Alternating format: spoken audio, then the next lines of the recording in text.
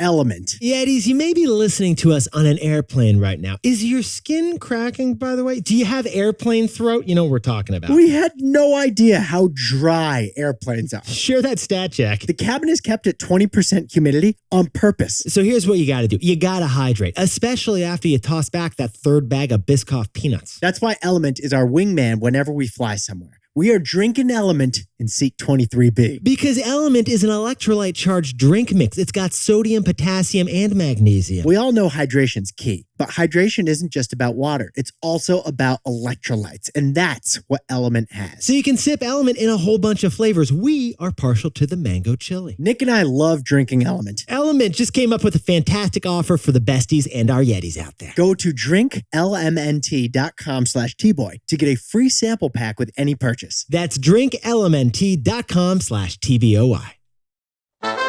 This is Nick. This is Jack. It's Tuesday, T-Boy Tuesday, August 8th, and today's pod is the best one yet. It is a T-Boy. Today's show really is a T-Boy. Oh, this one just feels like the absolute best one we've ever done, Jack. For our first story, Zoom just made the most awkward and ironic announcement of the year. Zoom is bringing employees back to the Zoom office. Yeah. For our second story, Warren Buffett is 92 years old and just had the best financial quarter of his life. Warren Buffett also just told us who his favorite child is. And our third and final story is the Pac-12. This college athletic conference is about to collapse. But Jack and I think the Pac-12 can actually become the Mac-12. The Mac-12. Somebody write that down. We got to copyright that, by the way, Jack. But Yetis, before we hit that wonderful mix. We really should trademark that pretty soon, Jack, actually. Hello, is this Mr. Jack or Mr. Nick who I'm speaking with? I'd like to talk to you about your vehicle's extended warranty. Before we begin the phone call, can you just remind me of the first 9 digits of your social security number? And then the 3-digit code on the back of that credit card. I'll hold.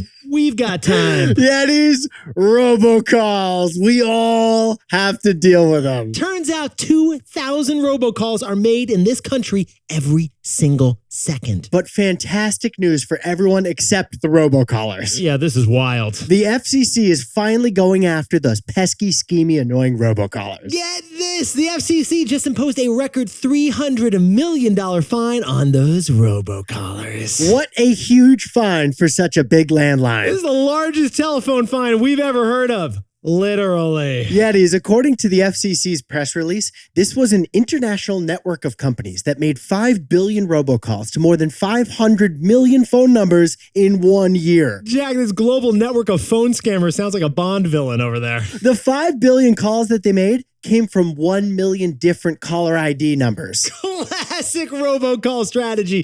That way, you can't block their numbers, can you? Oh, and the majority of those calls, they were asking you about your car's extended limited warranty. What do we got to do to get you into this new Honda lease? Oh, Nick, hold up. That's me. Oh, wait, Jack, don't What? pick that up. What? Don't What? pick it up. Don't. I already pushed accept. The reason of this call is to inform you that IRS is filing a lawsuit on your name because Is that Karen from accounting? Sounds like a nice lady, to be honest. Yetis, if you want to see our phone history, check out at T-Boy Pod. Jack and I just whipped it up for you. Yeah, we publicly showed you our robocall history. You should check it out. There's one dude in the Philippines I've just really built a relationship with, Jack. Let's hit our 3 stories. 15 years before this song, 2 boys from the Northeast met in the dorm. They had an idea that caused a cultural storm. It's the best one yet, but the best is a norm. Jack, Nick, that's it.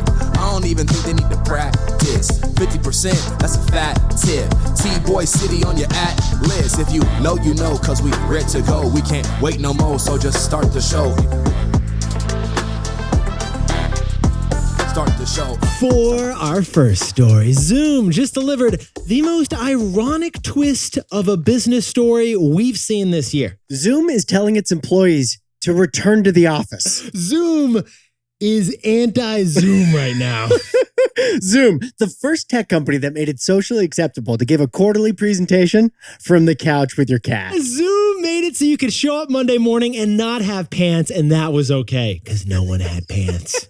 Zoom stock was the OG pandemic winner. Zoom, it basically became a COVID cliche. It was the COVID cliche. The stock jumped 700% in 2020 to a ridiculously high all-time high. Yeah, and since then, Jack? It's fallen by 90%. The stock today is lower than it was before the pandemic began. Zoom has lost $100 billion in market value since you first got a vaccination. But Zoom has a solution to fixing Zoom, the company. Yes, it does, and it's a pretty fascinating solution, isn't it, Jack? Zoom is ordering its employees to return to the office, to stop zooming into work. That's the news, Yetis. All Zoom employees within a 50-mile radius of a Zoom office must come into that office at least twice a week. No more zooming into work. Zoom is work from now on. It is literally the most ironic story we have seen the entire year, Yetis. Apparently, a fully zooming workforce couldn't help Zoom zoom anymore. Zoom, master. Zoom's business depends on remote work,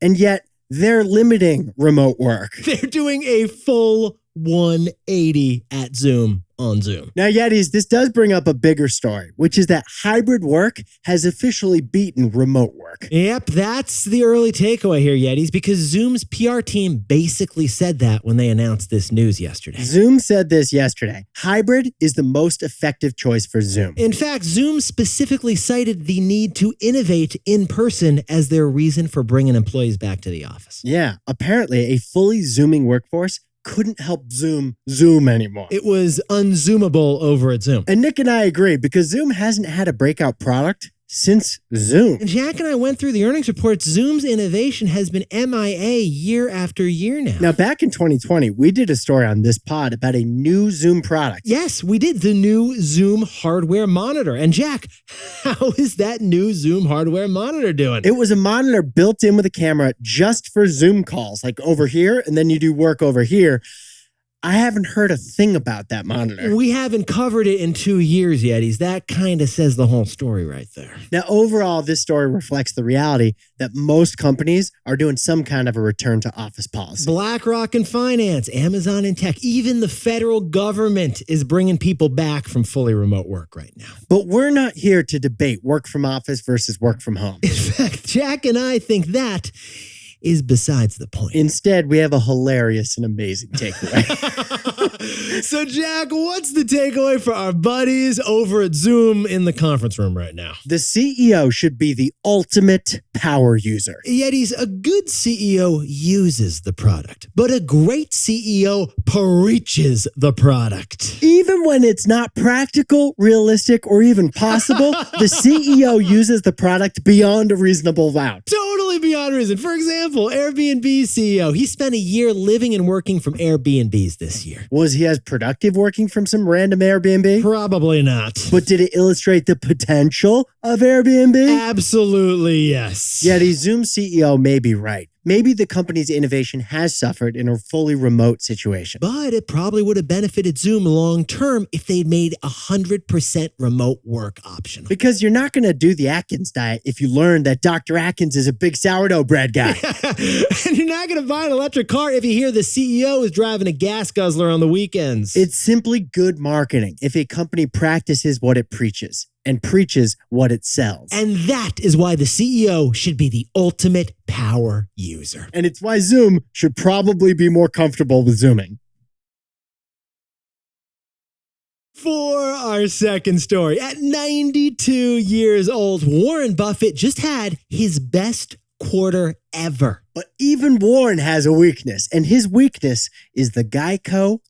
Warren Buffett. Yetis, his birthday is coming up in 3 weeks, but Warren Buffett was actually born during the Great Depression. Warren Buffett was born when Babe Ruth was still hitting home runs for the Yankees. Warren Buffett was born before KFC was a company. But yet he's back when Warren was 40 years old, 52 years ago. He founded Berkshire Hathaway. Berkshire Hathaway, the investment firm that he still runs to this very day. Since that day, he has signed his name at the end of 160 quarterly earnings reports. But yet, the latest earnings report from Berkshire Hathaway was their best one yet. Truly. Berkshire just announced on Saturday $36 billion in quarterly profits. That's a record. And a big reason why? Well, it's actually pretty simple. Berkshire Hathaway's portfolio of stocks went up. Berkshire Hathaway owns $175 billion of Apple stock. Like, they own $175 billion just of Apple. And how's Apple doing right now, Jack? And just that one company is up 40% this year, which in turn has shot Berkshire stock up big this year too. Yetis, get this. Berkshire Hathaway, Warren Buffett's investment firm, is now the 8th most valuable company in America. It's worth $800 billion. That's more than Tesla. That's more than Walmart. That's more than JP Morgan Chase. Don't even get us started on the number of those. But the other highlight for this 92-year-old man from Omaha, Yes, Jack? it stems from a decision he made when he was 21 years old. And that decision was Geico. Yetis, this is what Jack and I found fascinating about this story. Warren Buffett is the man who pulls the strings over at Geico, the insurance company. In 1951, when Babe Ruth was retired and this 92-year-old was only 21 years old, Warren Buffett fell in love with Geico. In fact, this was wild. Jack and I love this. Warren Buffett once called Geico the stock I love the most. When he was 21, he said that. So when he was CEO of Berkshire Hathaway years later, he invested in Geico and eventually bought the whole company outright. Okay, then Warren Buffett went even further. Warren Buffett then called Geico his favorite child. Oh, and by the way, this guy has kids. Like real human kids. He has actual human people. But Geico is his favorite child because it's been Berkshire Hathaway's consistent profit puppy for decades. Yet he's in the last quarter, 1/3 of Berkshire Hathaway's operating profit came from one industry and one industry only. Insurance. Insurance. Geico brings in $40 billion a year in revenue, which is about the same amount of revenue as Coca-Cola. You don't have to be a Neanderthal and you don't have to be an Australian reptile to recognize why Warren Buffett loves Geico. That's why Warren loves Geico. That's why it's Warren's baby. But Warren Buffett's baby also has a funny problem right now, doesn't it, Jack? Bit of a growth problem. Yeah, a bit of a growth problem. So, Jack, what's the takeaway for our buddies over at Geico? The most important place to be in marketing is top of mind. Yetis, here's the problem facing Geico. Last year, the number of Geico auto insurance policies actually fell by nearly 3 million. The reason Geico lost nearly 3 million customers? Less gecko. That's why. Less gecko. Looks like we're experiencing a negative ROG, aren't we, Jack? A negative return on gecko. And here's why, besties. Back in 2021 and 2022, Geico spent less money on TV ads. So there were less Geico Gecko commercials. As a result, when 2.7 million people said, I need car insurance, they didn't call Geico. And they didn't save up to 15% on their car insurance, and they didn't do it in 15 minutes or less. This one statistic shows the importance of marketing and advertising. Without it, you're not top of customers' minds. And if you're not top of mind, then somebody else is. Like Flo from Progressive. That is why in marketing, the most important place to be is top of mind. Now, a word from our sponsor, Rocket Money. Yetis, no one likes writing a report, but everyone loves receiving a report. It makes you feel important. Well, Rocket Money, it turns out, will write you a weekly report about your spending for free. I just got the email from Rocket Money. It says, here's how you spent your money last week. And it tells me I spent $1,123 more than the week before. What is that, like one Costco run for you, man?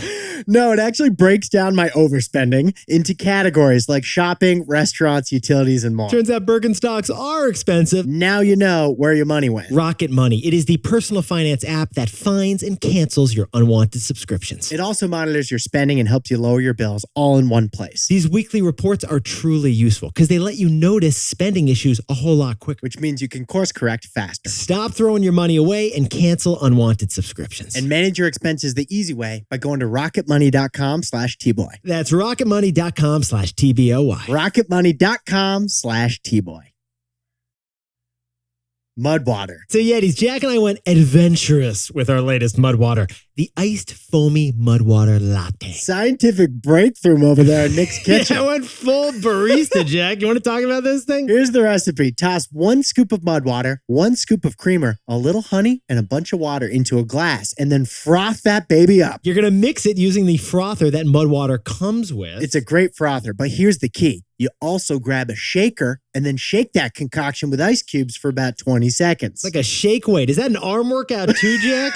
Then you pour the iced foamy mud latte into a tall glass. Garnish that thing as you desire. Mudwater is a coffee alternative made with 4 adaptogenic mushrooms and Ayurvedic herbs. It leans into the mushrooms, nature's X factor organism, to deliver you a full days of energy. So if you're ready to try out a coffee alternative like we were, give Mudwater a shot. Go to mudwater.com mudwtr.com/tboy to support the show and use code TBOY for 15% off. That's mudwtr.com/TBOY and use code TBOY for 15% off. For our third and final story, the Pac-12 Athletic Conference is getting abandoned. It's on the brink of collapse. It's a sad story, but the one thing the Pac-12 still has is big tech alumni. And the one solution to the Pac-12 could be the Mac-12. The Mac-12. But Yetis, we got to sprinkle on a little context here. First, when our parents were growing up, the Pac-12, it dominated basketball. UCLA won 10 out of 12 national championships in the 60s and 70s. Then when Jack and I were growing up, the Pac-12 dominated football. USC, Reggie Bush, Matt Leinart, couple of national championships in the 2000s. For 100 years, the Pac-12 was the dominant overall conference in college sports, and the numbers prove it. The Pac-12 has won 553 national championships across all the sports. The second best conference, 200. The Pac-12 is the Ivy League of college athletes. Hey, whoa. Hold your horses over there, Nicholas. But Yetis, today, the iconic Pac-12 Athletic Conference is suddenly on the brink of collapse. It started last year when UCLA and USC ditched the Pac-12 to join the Midwest Big Ten. And then it got worse last week when 6 more teams ditched the Pac-12 and joined other leagues instead. The Pac-12 is like Woody right now in Toy Story when Buzz arrived. Totally.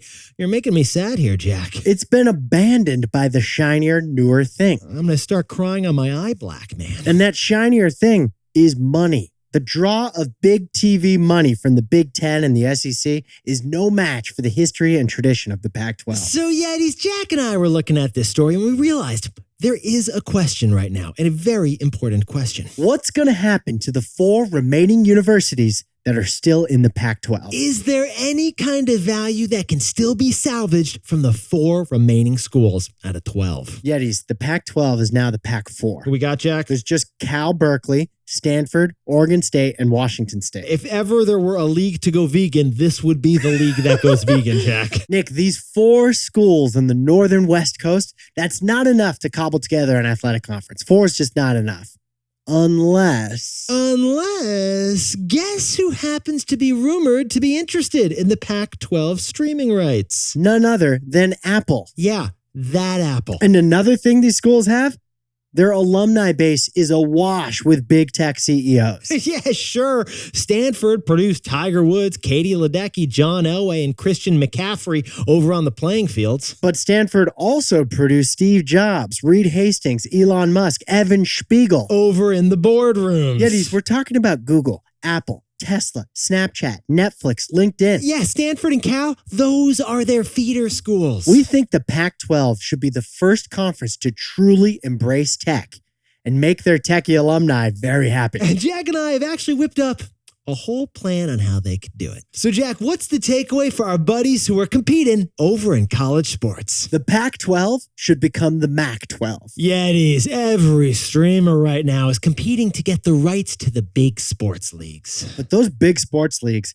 they have cable first deals, and their deals are crazy expensive. Okay, so here's what we're thinking. Instead, these 4 tech-savvy West Coast schools should be the first ones to go streaming first. The Pac-12 should sell their TV rights to Apple and then rename themselves the Mac-12. The Mac-12. Look, Apple just did a really similar thing by buying the rights to Major League Soccer. Apple has transformed Major League Soccer. They did. Apple bought low by investing in a smaller pro sports league at a cheap price. Then Apple uplifted the MLS by enticing Lionel Messi to come play there. Apple could use the same strategy with the Pac-12. Be the one conference that's digital first, easy to watch. Become the only conference where players and schools have equity upside in a TV streaming deal. The Pac-12 seems destined to collapse right now. Unless it joins with Apple to become the Mac-12.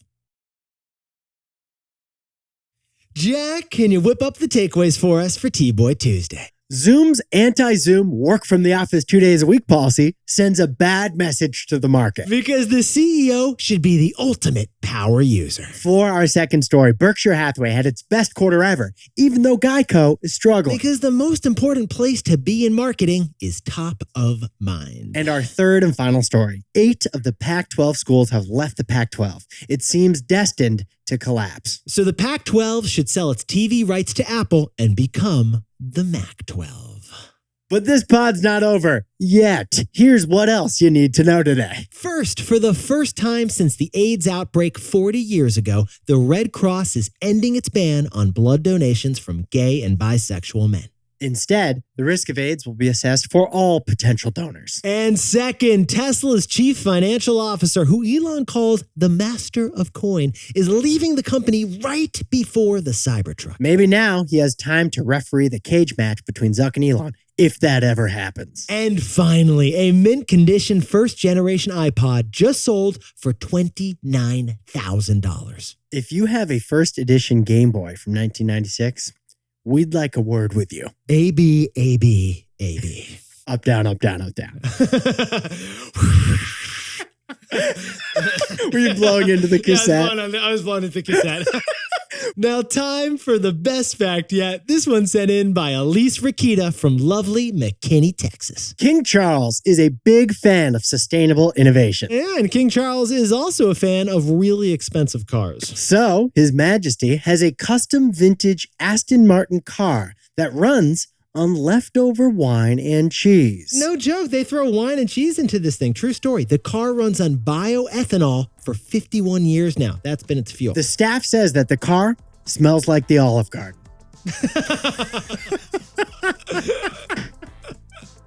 But the emissions are not endless. Yetis, you look fantastic for T-Boy Tuesday. And remember, if you want to help grow the pod, turn to the buddy next to you and just say, "Can I talk to you about your Suzuki's extended warranty?" Oh, you blocked my number? Cute kid. Jack and I will call you on a different number tomorrow.